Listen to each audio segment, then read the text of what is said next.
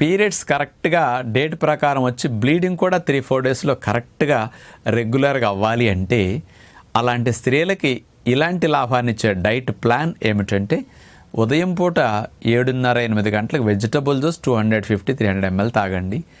1 గంట 30 గంట గడిచాక మొలకెత్తిన విత్తనాలు 3 రకాలు పండ్లు బ్రేక్ఫాస్ట్లో అవే తినండి. ఇది అల్పాహారం ఉదయం పూట.